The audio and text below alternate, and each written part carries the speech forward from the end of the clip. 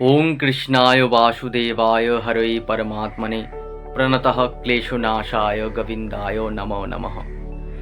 শ্রীমদ্ ভগবদ গীতা স্বয়ং ভগবান শ্রীকৃষ্ণের মুখনিসৃত বাণী এবং এই শ্রীমদ্ ভগবদ গীতার লেখক হচ্ছেন মহর্ষি কৃষ্ণদ্বৈপায়ন বেদব্যাস এবং উৎস হচ্ছে মহাভারত মহাকাব্যের ৬ নম্বর পর্ব ভীষ্ম পর্ব। আমরা জানি যে সমগ্র মহাভারত মহাকাব্যে ১ লক্ষ শ্লোক আছে, যার কারণে এই মহাভারতের অপর নাম হচ্ছে শত সাহস্রী সংহিতা। এবং এই মহাভারতে রয়েছে ১৮টি পর্ব, যার মধ্যে রয়েছে ৬ নম্বর পর্ব ভীষ্ম পর্ব। সেই ভীষ্ম পর্বে কি হয়েছে না, মহাভারতে যে ১৮ দিন ধরে কৌরব এবং পাণ্ডবদের মধ্যে যুদ্ধ চলেছিল, সেই ১৮ দিন যুদ্ধের মধ্যে প্রথম ১০ দিন যুদ্ধের বর্ণনা পাওয়া যায় এই ভীষ্ম পর্বে। এবং এই ভীষ্ম পর্বে রয়েছে মোট ১২৪টি অধ্যায়, যার মধ্যে প্রথম ২৫ থেকে যে ৪২তম যে অধ্যায় রয়েছে, সেই ১৮টি অধ্যায় আমাদের শ্রীমদ্ ভগবদ গীতা রূপে বিবেচিত হয়েছে। এবং এই শ্রীমদ্ ভগবদ গীতা রয়েছে ৭০০টি শ্লোক, যার কারণে এর অপর নাম সপ্তশতী। এবং এখানে রয়েছে ১৮টি অধ্যায়, তার মধ্যে ৩ নম্বর অধ্যায় কর্মযোগ এবং ৪ নম্বর অধ্যায় জ্ঞানযোগ। সেই জ্ঞানযোগ এবং কর্মযোগ থেকে ৫টি করে শ্লোক নিয়ে আমাদের ক্লাস 12-এর সংস্কৃত বিষয়ে 3rd সেমিস্টারে একটি পদ্য যোগ কর্মসু কৌশলম নামে বিবেচিত হয়েছে বা নির্বাচিত হয়েছে। তো সেই যোগ কর্মসু কৌশলম নামক পদ্য কাব্যে রয়েছে 10টি শ্লোক, 5টি কর্মযোগ থেকে এবং 5টি জ্ঞানযোগ থেকে। এই প্রসঙ্গে বলি যে গীতার ৭০০টি শ্লোক থাকার কারণে অপর নাম বলা হচ্ছে সপ্তশতী, কিন্তু গীতাকে আরও ১৮টা নাম দেওয়া হয়েছে বা 18টা নাম বলা হয় গীতার অপর নাম। সেগুলো কি কি না, গঙ্গা, গীতা, সাবিত্রী, সীতা, সত্যা, পতিব্রতা, ব্রহ্মবলি, ব্রহ্মবিদ্যা, ত্রিসন্ধ্যা মুক্ত গেহিনী, অর্ধমাত্রা চিদানন্দা, ভবগ্নি ভ্রান্তি নাশিনী, বেদত্রয়ী পরানন্দা, তর্তার্থ জ্ঞানম মঞ্জরি। অর্থাৎ বলা হয় যে শ্রীমদ্ ভগবদ গীতার এই 18টি নাম, যে 18টি নাম জপে বা শ্রবণেও মানুষের কিছুটা হলেও কলুষ মুক্ত হয়। যাই হোক, তো শ্রীমদ্ ভগবদ গীতা যেখানে রয়েছে ৭০০টি শ্লোক, যার প্রথম শ্লোক ধৃতরাষ্ট্র সঞ্জয়কে প্রশ্ন করছেন। তো আমাদের এখানে প্রশ্ন আসতে পারে যে ধৃতরাষ্ট্র কেন সঞ্জয়কে প্রশ্ন করছেন বা সঞ্জয় বা কে? তো জানা যায় যে ধৃতরাষ্ট্রকে অত্যন্ত স্নেহ করতেন, ভালোবাসতেন মহাভারত মহাকাব্যের রচয়িতা মহর্ষি কৃষ্ণদ্বৈপায়ন বেদব্যাস। এবং বেদব্যাস চেয়েছিলেন যে এই ধৃতরাষ্ট্র, যিনি জন্ম থেকেই অন্ধ ছিলেন, সেই ধৃতরাষ্ট্রকে দিব্যচক্ষু প্রদান করতে। এবং যেই দিব্যচক্ষুর প্রভাবে ধৃতরাষ্ট্র কি না, তিনি অন্ধ হলেও সেই দিব্যচক্ষুর প্রভাবে তিনি নিজ বাসভূমি থেকেই যুদ্ধক্ষেত্রের সমস্ত বর্ণনা দেখতে এবং শুনতে পেতেন। কিন্তু তিনি নিজ পুত্রদের বিনাশ বা বিপদের আশঙ্কা করে তিনি সেই দিব্যচক্ষু গ্রহণ করেননি, কিন্তু যুদ্ধের সংবাদ জানতে তিনি বিশেষ আগ্রহী ছিলেন। তাই তিনি বলেছিলেন যে তারই এক গবল্লন নামক শূদ্র বংশজাত অমাত্য, যার নাম সঞ্জয়, সেই সঞ্জয়কে দিব্যচক্ষু প্রদান করতে। এবং তাই কি করেন না, ব্যাসদেব সেই সঞ্জয়কে দিব্যচক্ষু প্রদান করেন এবং সঞ্জয় সেই নিজ বাসভূমি থেকেই যুদ্ধক্ষেত্রের সমস্ত বর্ণনা দেখতে পান এবং শুনতে পান, এবং তা তিনি ধৃতরাষ্ট্রকে ব্যাখ্যা করেন। তো এই মতো অবস্থাতেই নিজের পুত্রদের জয়লাভ ঘটছে কিনা বা পাণ্ডবদের পরাজয় ঘটছে কিনা তা জানার ইচ্ছাতেই ধৃতরাষ্ট্র সঞ্জয়কে প্রশ্ন করেন। বলেন যে ধর্মক্ষেত্রে কুরুক্ষেত্রে সমবেতা যুযুৎসবঃ মামকঃ পাণ্ডবশ্চৈব কিম কুর্বত সঞ্জয়। অর্থাৎ হে সঞ্জয়, ধর্মক্ষেত্রে তথা কুরুক্ষেত্রে আমার পুত্রেরা এবং পাণ্ডুর পুত্রেরা সমবেত হয়ে কি করল? যাই হোক, এটা আমাদের পাঠ্যে নেই। আমাদের পাঠ্যে রয়েছে কর্মযোগ এবং জ্ঞানযোগ থেকে 5টি শ্লোক। তো আমাদের পাঠ্যে থাকা প্রথম শ্লোক কর্মযোগ থেকে নেওয়া যেটি, সেটা বলা হচ্ছে কি না, কর্মেন্দ্রিয়াণি সংযম্য য় আস্তে মনসা স্মরণ ইন্দ্রিয়ার্থান বিমূঢ়াত্মা মিথ্যাচারঃ স উচ্যতে। অর্থাৎ যে সকল ব্যক্তি কর্মেন্দ্রিয়গুলোকে সংযত রাখে কিন্তু মনে মনে কর্মেন্দ্রিয়র কর্মগুলোর তীব্র বাসনা করে, সে সমস্ত ব্যক্তিদেরকে বলা হয় যে হচ্ছে মিথ্যাচারী ব্যক্তি বা ভণ্ড ব্যক্তি। অর্থাৎ আমরা জানি কর্মেন্দ্রিয় 5টি, জ্ঞানেন্দ্রিয় 5টি, মনকে বলা হয় একাদশ ইন্দ্রিয়।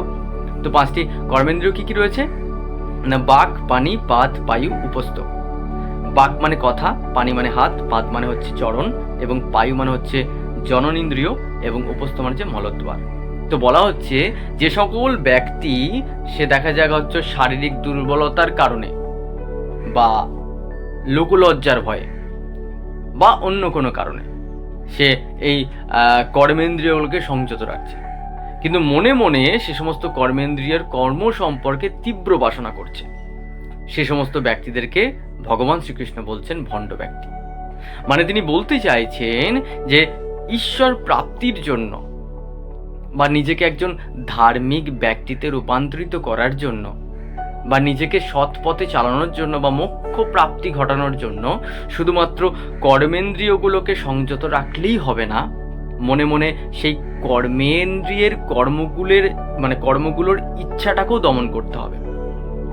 মানে আমি দেখা যাচ্ছে যে কি করছি না, আমার কর্মেন্দ্রিয়, আমার কথা, কোনো নেগেটিভ কথাবার্তা আমি বলছি না, আমার হাত কোনো নেগেটিভ কর্মে প্রবৃত্ত করাচ্ছি না, আমার পা কোনো নেগেটিভ জায়গাতে নিয়ে যাচ্ছি না, বা বাকি 2 কর্মেন্দ্রিয়কে আমি কর্মে লিপ্ত করাচ্ছি না, কিন্তু সে সমস্ত কর্মের চিন্তা করছি মনে মনে, যদি এটা বলতাম, যদি ওদিকে যেতাম, যদি এটা করতাম, তাহলে হয়তো একটা সুখ বা আত্মতৃপ্তি ঘটতো, এরকম একটা ফিলিংস আসছে। তাহলে জানতে হবে কি যে এখনো আমি শুদ্ধ ব্যক্তি হতে পারিনি, এখনো আমি কোনো ধ্যানে বা তন্ত্র সাধনায় বা কল্যাণমূলক কর্মে নিজেকে নিয়ে যেতে এখনো সমর্থ হতে পারিনি। আমি যদি সেরকম কর্মে প্রবৃত্ত হতে চাই, ঈশ্বর চিন্তায় মগ্ন হতে চাই, তাহলে আমার কি করতে হবে না, কর্মেন্দ্রিয়ের কর্মগুলোকে ত্যাগ করার সাথে সাথে তাদের চিন্তাগুলোকেও ত্যাগ করতে হবে। তো এটাই শ্লোকে বলা হচ্ছে যে কর্মেন্দ্রিয়ের কর্ম ত্যাগ করার সাথে সাথে কর্মেন্দ্রিয়ের কর্ম সম্পর্কে চিন্তাটাও ত্যাগ করতে হবে। পরবর্তী 2 নম্বর শ্লোক বলা হচ্ছে যে কর্ম ব্রহ্মৎ ভবং বিদ্ধি, ব্রহ্ম অক্ষর সমদ্ভবম, তস্মাৎ সর্বগতং ব্রহ্ম নিত্যং যজ্ঞে প্রতিষ্ঠিতম। অর্থাৎ বলা হচ্ছে যে কর্ম বেদ থেকে নির্গত হয়েছে, এবং বেদ নির্গত হয়েছে পরমেশ্বরের কাছ থেকে, এবং বলা হচ্ছে এই সর্বব্যাপক তীব্র ব্যাপক ব্রহ্মই, পরমেশ্বরই সকল কর্মের মধ্যে তিনি থাকেন সর্বদা। অর্থাৎ বলা হচ্ছে যে আমাদের যে বেদ রয়েছে, বেদ থেকে নির্গত হচ্ছে কর্তব্য কর্ম, কর্তব্য কর্ম থেকে নির্গত হচ্ছে যজ্ঞ, যজ্ঞ থেকে নির্গত হচ্ছে মেঘ, মেঘ থেকে নির্গত হচ্ছে বৃষ্টি, বৃষ্টি থেকে নির্গত হচ্ছে অন্ন, অন্ন থেকে নির্গত হচ্ছে প্রাণী সকল। তো বলা হচ্ছে এই যে সিকোয়েন্সটা রয়েছে, কর্তব্য কর্ম, যজ্ঞ, কর্তব্য কর্ম, সমস্ত কিছু থেকে যে প্রাণী সকল পর্যন্ত প্রত্যেকটা প্রসেসের মধ্যেই পরমেশ্বর রয়েছেন। অর্থাৎ তিনি বলতে চাইছেন যে তুমি যে কোনো কর্মে রয়েছো, সেটা অবশ্যই বেদবিহিত সুকর্ম হতে হবে, এবং বলা হয় যে বেদবিহিত যেটা কর্ম নেই সেটাই হচ্ছে অকর্ম। তাই বেদবিহিত কর্ম তথা প্রত্যেকটা প্রসেসের মধ্যেই রয়েছেন পরমেশ্বর, এবং এরকম জ্ঞান যার মধ্যে থাকে তিনি খুব সহজেই হাসি মুখে তিনি বেদবিহিত কর্ম করতে প্রবৃত্ত হন। তাই তিনি বলছেন যে ব্যক্তি বেদবিহিত কর্ম করছেন তার জানা উচিত যেই কর্ম ব্রহ্ম বা বেদ থেকে উৎপত্তি, এবং সেই বেদের উৎপত্তি হচ্ছে পরমেশ্বরের কাছ থেকে। অর্থাৎ তুমি ঈশ্বরেরই কাজ করছো, তুমি ঈশ্বরেরই সাধনা করছো, এবং এরকম চিত্ত ব্যক্তি খুব সহজেই সানন্দে সেই কর্ম করতে ইচ্ছা প্রকাশ করে, কারণ সে জানে যে আমি এই কর্মের এই কর্মটার মাধ্যমে জানি ভগবানের কর্ম করছি বা ভগবানের কাজ করছি, যাতে করে ভগবানের সান্নিধ্যে থাকতে আমি একটা সুযোগ পাচ্ছি। পরবর্তী শ্লোক। আচ্ছা, এই প্রসঙ্গে বলি যে পরবর্তী যে আমাদের 3 নম্বর শ্লোক রয়েছে যোগ কর্মসু কৌশলম নামক যে পদ্যকাব্যে, সেটি শ্রীমদ্ ভগবদ গীতার 4th অধ্যায় জ্ঞানযোগ থেকে নেওয়া হয়েছে। তো সেখানে বলা হয়েছে ব্রহ্মর্পণং ব্রহ্ম হবি ব্রহ্ম অগ্নৌ ব্রহ্ম আহুতম ব্রহ্ম এব তেন গন্তব্যম ব্রহ্ম কর্ম সমাধিনা। বলা হচ্ছে যে আমরা জানি যে যজ্ঞ অনুষ্ঠিত হয় সেই যজ্ঞে কি হয় না, একজন যজমান তিনি যজ্ঞ করেন এবং সেই যজ্ঞে কোনো কিছু আহুতি দেওয়া হয়, সে আহুতি দেওয়ার জন্য একটা পাত্র লাগে এবং যজ্ঞে আগুন জ্বলে এবং সেই বলা হয় আগুনকেই বলা হয় আমাদের কি বলবো এই পৃথিবীতে অগ্নি দেবতা, যার মাধ্যমে কি হয় আমাদের সমস্ত আহুতি ভগবানের কাছে নাকি চলে যায়। তো ভগবান শ্রীকৃষ্ণ বলছেন যে যিনি যজ্ঞ করছেন যজমান তিনিও ব্রহ্ম এবং তিনি যে মানে ঘৃত বা ঘিটাকে যে তিনি দিচ্ছেন আহুতি দিচ্ছেন, সে আহুতি দেওয়া ঘিটা হচ্ছে ব্রহ্ম এবং যেই পাত্রে তিনি আহুতি দিচ্ছেন সেই পাত্রটাও ব্রহ্ম এবং যে আগুনটা চলছে সেই আগুনটাও ব্রহ্ম এরকম। এবং বলছেন যে এই রকম জানা ব্যক্তি যে জানে এই সকল জিনিসই ব্রহ্ম, তিনি কি হয় না খুব সহজেই তিনি ব্রহ্ম প্রাপ্তি ঘটাতে পারেন। অর্থাৎ তিনি বলতে চাইছেন যে ব্যক্তি যজ্ঞ করে তার শুধুমাত্র যজ্ঞের মন্ত্র উচ্চারণটাকেই ব্রহ্ম বললে হবে না, ভাবলে হবে না, তাকে ভাবতে হবে যে সে নিজেও ব্রহ্মের কর্ম করছে, সে নিজেও ব্রহ্ম, যে আগুনটা জ্বলছে সেটাও ব্রহ্ম, যা আহুতি দিচ্ছে সেটাও ব্রহ্ম এবং যেটা দ্বারা আহুতি দিচ্ছে সেটাও ব্রহ্ম।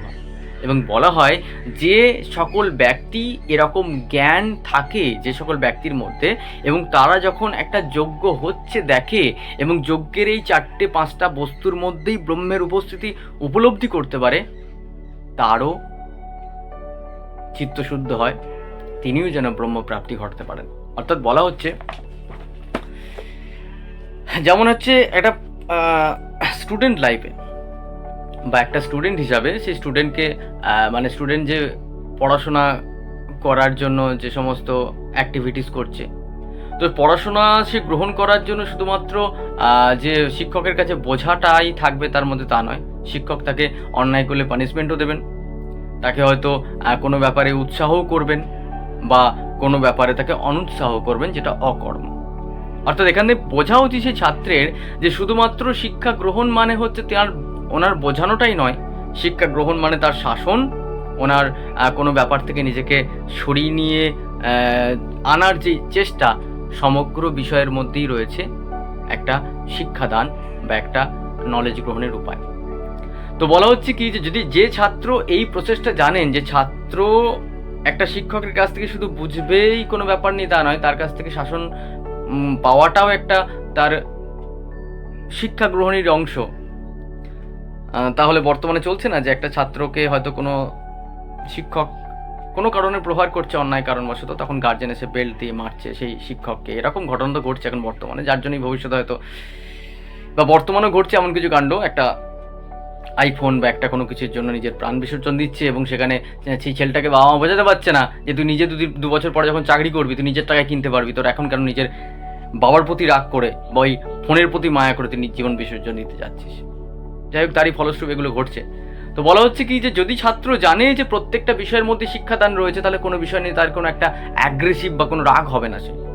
আর সে যদি বোঝে যে শিক্ষকের প্রহার করাটা তার উচিত নয়, কারণ সেটা তার শিক্ষাদান নয়, তাহলে কিন্তু সেই ছাত্র বাড়িতে গিয়ে গার্জেনকে কমপ্লেন করবে এবং সেই ভণ্ড বুদ্ধির গার্জেনও যদি বোঝে যে না আমার পুত্রকে হয়তো অন্য কারণে প্রহার করেছে, হয়তো সাংসারিক কোনো রাগ এসে আমার পুত্রকে দেখিয়েছে, যে দেখা যায় শিক্ষককে সে মারতে যাচ্ছে। যাই হোক, সেটাও বোঝা উচিত সেই ছাত্রের তো ছাত্রের গার্জেনের যে শিক্ষক শুধু স্কুলে শিক্ষাদানের জন্য নয়, অন্যায় থেকে তাকে অব্যাহতি ঘটানো বা সে কোনো অন্যায় করলে তাকে শাসন করার দায়িত্ব রয়েছে এবং সমগ্র বিষয়ের মধ্যেই শিক্ষাদান প্রসেস রয়েছে। সেটা যদি সে বোঝে তাহলে তার কোনো রকমভাবে রাগ হবে না। তো সেরকমভাবে ভগবান শ্রীকৃষ্ণ এখানে বলতে চাইছেন কি, যে ব্যক্তি জানেন যে যজ্ঞ করতে গেলে যজ্ঞের আহুতি, যজ্ঞের অগ্নি, যজ্ঞের যজমান, যজ্ঞের আহুতি দ্রব্য সমস্ত কিছু ব্রহ্ম, সেই ব্যক্তি সহজেই ব্রহ্মপ্রাপ্তি ঘটে, মানে ব্রহ্মপ্রাপ্তি তার ঘটে এবং এরকম বোঝার মতো যা চিত্ত রয়েছে সেই ব্যক্তি খুব শান্তিতেই তিনি সহজেই ব্রহ্মের উপলব্ধি করতে পারেন। তো পরবর্তী শ্লোক কি বলা হচ্ছে না, পরবর্তী শ্লোক যে 4 নম্বর শ্লোক, এটাও শ্রীমদ্ ভগবদ গীতার 4th অধ্যায় জ্ঞানযোগ থেকে নেওয়া হচ্ছে, যেখানে বলা হচ্ছে কি না, তদ বিদ্ধি প্রণিপাতেন পরিপ্রশ্নেন সেবয়া উপদেক্ষন্তি তে জ্ঞানং জ্ঞানীন তত্ত্বদর্শিনঃ। বলে তদ বিদ্ধি, এবার তুমি সেটা জানবে যে সমস্ত কিছু ব্রহ্ম বা এরকম কর্ম করা উচিত, সে সমস্ত তত্ত্বদর্শী ব্যক্তিদের কাছ থেকে। তত্ত্বদর্শী ব্যক্তি কাকে বলে? যারা এই সংসারের মায়াজাল থেকে অনেক উপরে উঠে গেছে, যারা কারোর কথায় প্রচলিত হয়ে নিজের সুস্থ জীবনকে অসুস্থ করে তোলে না, যারা ইন্দ্রিয়ের কিছু সুখ পাওয়ার জন্য নিজেকে ব্যতিব্যস্ত করে তোলেন না, যারা এই মোহ মায়া জাল থেকে অনেকটা সরে গেছেন, যাদের কাছে এগুলো কোনো ম্যাটারই করে না, সেরকম তত্ত্বদর্শী ব্যক্তিরা তোমাকে জ্ঞান দেবেন আসল কর্ম কি, আসল কর্তব্য কি। তো তুমি ওনার কাছে জানবে কিভাবে? না প্রণাম করে, সেবা করে এবং প্রশ্ন করে। অর্থাৎ প্রণাম, সেবা এবং প্রশ্ন করে তুমি যদি ওই ব্যক্তির কাছে, তত্ত্বদর্শী ব্যক্তির কাছে জানতে চাও, তাহলে সেই তত্ত্বদর্শী ব্যক্তি তোমাকে উপদেশ দেবেন এই সমস্ত বিষয়। এবং তোমাকে জানতে হবে সেটা প্রণাম, সেবা এবং প্রশ্ন, কোনো একটার মাধ্যমে হবে না। কারণ শুধুমাত্র প্রণাম করে কোনো কিছু জানা যায় না, শুধুমাত্র প্রশ্ন করে কোনো কিছু জানা যায় না, কোনো কিছু সেবা করে কিছু জানা যায় না। তিনটের মাধ্যমেই তুমি জানতে পারবে সেই তত্ত্বদর্শী ব্যক্তির কাছ থেকে, এবং তত্ত্বদর্শী ব্যক্তিরা তোমাকে উপদেশ দেবেন এবং তুমি এইভাবে জানতে পারবে। পরবর্তী শ্লোক 5 নম্বর শ্লোক, যেটা নেওয়া হচ্ছে আমাদের 4th অধ্যায় জ্ঞানযোগ থেকে, যেখানে বলা হচ্ছে নহি জ্ঞানেন সদৃশং পবিত্রম ইহ বিদ্যতে তৎ স্বয়ং ইয়গ সংসিদ্ধিঃ কালেন আত্মনি বিন্দতি। বলা হচ্ছে যে নহি জ্ঞানেন সদৃশং পবিত্রম ইহ বিদ্যতে। ইহ কথার অর্থ হচ্ছে ইহলোকে, আমাদের এই মনুষ্য জগতে। বলা হচ্ছে মনুষ্য জগতে জ্ঞানেন সদৃশং নহি পবিত্রম, বলছে জ্ঞানের সমান পবিত্র কিছুই নেই। এবং এটা কে বুঝতে পারে? না ইয়োগ সংসিদ্ধিঃ পুরুষ, সে নিজের অন্তরে একটা সময় উপলব্ধি করতে পারে। যে ব্যক্তি জানেন যে প্রকৃত জ্ঞান কি, যে ব্যক্তি বোঝেন যে অজ্ঞান আর জ্ঞানের পার্থক্য কি, সেই ব্যক্তি একটা সময় নিজের অন্তরেই একটা উপলব্ধি করতে পারেন যে জ্ঞানের সমান এই জগতে পবিত্র কিছুই নেই। বলা হচ্ছে কি না এই জগতে জ্ঞানের সমান পবিত্র কিছুই নেই। এবং যোগ সংসিদ্ধ মানে যেই ব্যক্তি অনাসক্তভাবে কর্ম করেন বা কর্মেন্দ্রিয়গুলোকে কর্মে লিপ্ত করান না বা মনে মনে চিন্তা করেন না, বা যেই ব্যক্তি তার সঙ্গে কোনো ব্যক্তি খারাপ ব্যবহার করলো উত্তরেও তিনি খারাপ ব্যবহার করেন না, সেই ব্যক্তি একটা সময় নিজের অন্তরে বুঝতে পারেন যে এই পৃথিবীতে জ্ঞানের সমান পবিত্র কিছুই নেই। যেমন কথায় আছে, যদি কোনো ব্যক্তি তোমাকে অপমান করে বা তোমার সম্পর্কে ক্রিটিসাইজ করে, সমালোচনা করে, তাহলে প্রত্যুত্তরে তোমার কি, তোমার সেই ব্যক্তির এগেনস্টে সমালোচনা করা বা সেই ব্যক্তির এগেনস্টে কথা বলা উচিত নয়। কারণ প্রকৃত জ্ঞানী ব্যক্তিরা মৌন থাকেন, তারা তার সঙ্গে কোনো বিবাদে যান না। কারণ জানেন যে ব্যক্তি আমার সঙ্গে সম্পর্কে বা তার সম্পর্কে এই মন্তব্য করছে, একটা সময় সে নিজের ভুলটা বুঝতে পারবে এবং তখন বুঝতে পারবে যে তার কথা বলাটাই নিজেরই একটা পাপের কারণ। তখন সে নিজের থেকে সেই বিষয় থেকে সরে যাবে। আর যদি না সরে যায় তাহলে জানবে যে তার মধ্যে সারা জীবনে কোনো জ্ঞানের প্রভাব একটু মাত্র পড়বে না। যাই হোক, তো বলা হচ্ছে কি না সেই ব্যক্তির কথায় প্রত্যুত্তর দেবেন না সেই ব্যক্তিরাই যারা বুঝবেন যে আমার জ্ঞান আছে, আমি অজ্ঞানের মতো তার মতো কর্ম করব না। এবং এই জ্ঞানী ব্যক্তিরাই একটা সময় নিজের অন্তরে শান্তি উপলব্ধি করেন এবং বুঝতে পারেন যে জ্ঞানের সমান এই পৃথিবীতে পবিত্র কিছুই নেই। পরবর্তী শ্লোক 6 নম্বর শ্লোক, এটাও 4 নম্বর অধ্যায় থেকে নেওয়া হয়েছে। বলা হচ্ছে যে শ্রদ্ধাবান লভতে জ্ঞানং তৎপরসং অতীন্দ্রিয় জ্ঞানং লব্ধা পরাং শান্তিম অচিরেণ অধিগচ্ছতি। বলা হচ্ছে যে শ্রদ্ধাবান ব্যক্তি ইন্দ্রিয়গুলো সংযতর মাধ্যমে তিনি জ্ঞান লাভ করেন এবং তিনি অন্যান্য ব্যক্তির কাছেও শ্রদ্ধাবান ব্যক্তিরূপে পর্যবসিত হন। অর্থাৎ যে ব্যক্তি ভগবানের কাছে, ঈশ্বরের কাছে, কোনো তত্ত্বদর্শী ব্যক্তির কাছে শ্রদ্ধাবান হয়ে সংযত ইন্দ্রিয়ের মাধ্যমে তিনি তার কাছ থেকে জ্ঞান উপলব্ধি করেন, তিনি একটা সময় কি হয় না শ্রদ্ধাবান ব্যক্তিতে পর্যবসিত হন এবং একটা সময় নিজের অন্তরে একটা চরম শান্তি অনুভব করেন। অর্থাৎ কথাই আছে, যার মধ্যে জ্ঞান আছে তার মধ্যে অজ্ঞান থাকে না। এবং যে এই জ্ঞানটাকে শ্রদ্ধার সাথে এবং ইন্দ্রিয় সংযমের মাধ্যমে উপলব্ধি করে, সে একটা সময় সেই সংযত ইন্দ্রিয় করতে পারার কারণে বা শ্রদ্ধাবান হওয়ার কারণেও নিজের অন্তরের মধ্যে একটা শান্তি অনুভব করে। তো সেটাই এখানে বলা হচ্ছে। পরবর্তী শ্লোক কি বলা হচ্ছে না,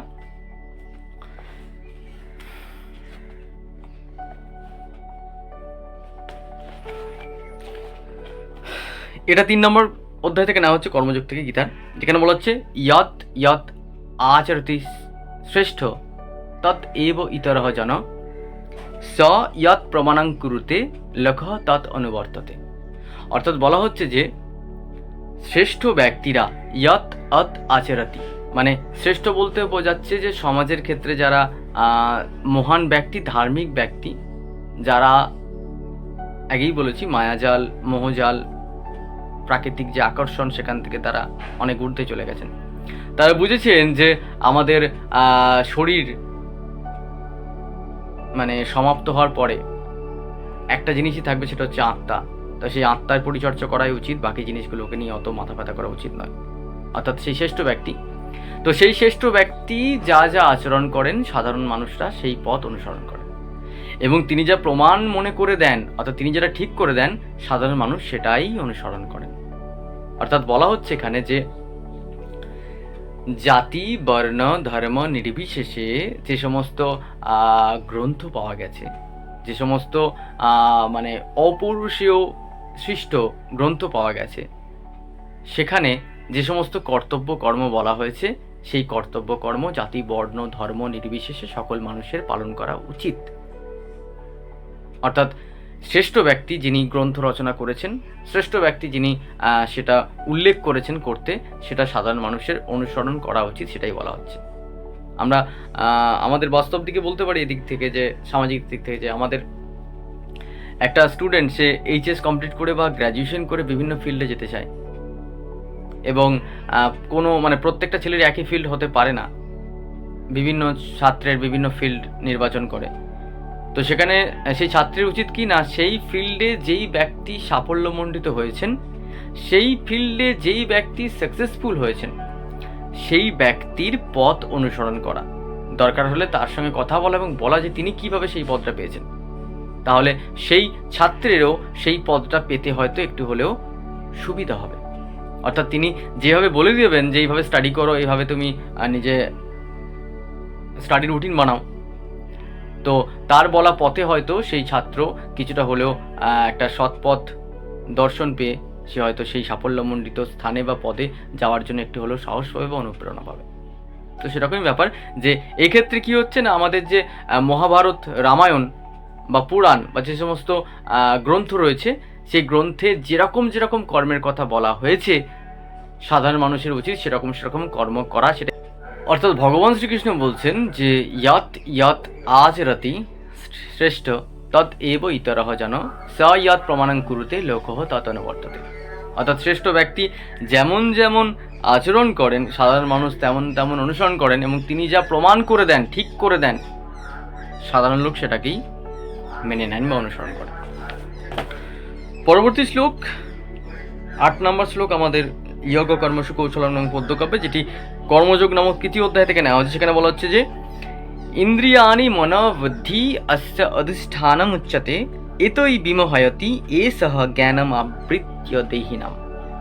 অর্থাৎ বলা হচ্ছে যে ইন্দ্রিয়াণি মন বুদ্ধি, আমরা জানি ইন্দ্রিয় হচ্ছে কি কি না, 5টি কর্মেন্দ্রিয়, 5টি জ্ঞানেন্দ্রিয়, এবং মন বুদ্ধি, এই ইন্দ্রিয়গুলি মন এবং বুদ্ধিতে বলা হচ্ছে অস্য অধিষ্ঠানম। অস্য বলতে বোঝাচ্ছে কাম, কাম মানে হচ্ছে কোনো কিছু এক্সপেকটেশন, কোনো কিছু পাওয়ার আশা, তার অবস্থান বলা হয় এই সমস্ত জায়গায়। মানে মানুষের ইন্দ্রিয়, মানুষের মন, মানুষের বুদ্ধি, সমস্ত এই 3টে জায়গাতেই কি হচ্ছে না, কামের আবাসস্থল। এবং যেই ব্যক্তির এই সমস্ত জায়গায় কাম আবৃত করে রাখে, মানে অবস্থান করে থাকে, সেই ব্যক্তির প্রকৃত জ্ঞানকে কি করে, ঢেকে দেয়। সেই দেহিনম, সেই ব্যক্তিকে, সেই মানুষকে বুঝতেই দেয় না যে নিষ্কাম কর্ম কি, সেই ব্যক্তিকে বুঝতেই দেয় না যে জীবনে আসল কর্ম হচ্ছে কি না, নিষ্কাম কর্ম করা। এমন কর্ম করা উচিত নয় যে কর্মের পরে আমি একটা কোনো ফলের আশা করছি। কিন্তু কি বলছে যে এই ইন্দ্রিয়, এই মন, এই বুদ্ধিতে কামের অবস্থান। তাই প্রকৃত ব্যক্তি কি করেন না, এই রজগুণ থেকে উদ্ভূত কামকে বিসর্জন দেন, সত্য সত্যগুণ থেকে উদ্ভূত কর্মের দ্বারা। তাই কর্ম এমন করা উচিত যেখানে কোনো কামনার বিষয় থাকছে না, এবং তুমি এই সত্যগুণ থেকে নির্গত বেদবিহিত কর্ম করলেই এই ইন্দ্রিয়, মন এবং বুদ্ধিতে থাকা যে কাম তার বিনাশ ঘটে এবং সে প্রকৃত জ্ঞান লাভ করে। তাহলে প্রকৃত জ্ঞান লাভ করতে গেলে কি করতে হবে না, কামকে বিসর্জন দিতে হবে, অর্থাৎ এক্সপেকটেশনকে বিসর্জন দিতে হবে, এবং এক্সপেকটেশনকে বিসর্জন দিলেই আমরা প্রকৃত কর্ম করতে পারবো এবং প্রকৃত কর্মের মাধ্যমে আমরা প্রকৃত শান্তি অনুভব করতে পারবো। তার উদাহরণ দিচ্ছি না, কারণ বহু আশা নিয়ে আমরা জীবনে বহু, যাই হোক। পরবর্তী শ্লোক কি বলা হচ্ছে, 9 নম্বর শ্লোক, যেটা কর্মযোগ থেকে নেওয়া হচ্ছে। বলা হচ্ছে যে ইন্দ্রিয়ানি পরাণি আহু ইন্দ্রিয়েভ্য পরাং মনঃ মনঃ তু পরা বুদ্ধি বুদ্ধে পরতঃ ইয়া সাহা। অর্থাৎ বলা হচ্ছে যে ইন্দ্রিয়ানি পরাণি আহু, অর্থাৎ ইন্দ্রিয়গুলোকে শ্রেষ্ঠ বলা হয়। কারো কাছ থেকে তো শ্রেষ্ঠ বলা হবে, কার কাছ থেকে না, দেহের কাছ থেকে। বলছে আমাদের শরীর, আমাদের বডির থেকে আমাদের ইন্দ্রিয়গুলো হচ্ছে বড়, যে আমাদের চক্ষু, কর্ণ, নাসিকা, জিহ্বা, ত্বক, বাক, পানি, পাত, বায়ু, উপস্থ, কর্মেন্দ্রিয়গুলো হচ্ছে বড়।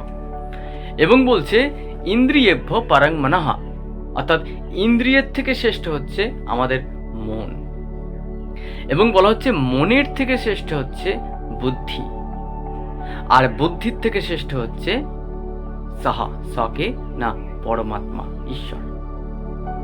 অর্থাৎ ভগবান শ্রীকৃষ্ণ বলছেন যে তুমি যদি ইন্দ্রিয় কর্মে লিপ্ত হও, তাহলে সেই কর্মে লিপ্ত হওয়ার আগে তোমার মনের দ্বারা সেটাকে বিচার করা উচিত, এবং মনও যদি কোনো বিষয় নিয়ে ভাবুক হয়ে পড়ে, তাহলেও সেই মনকে বুদ্ধি দ্বারা চালনা করা উচিত।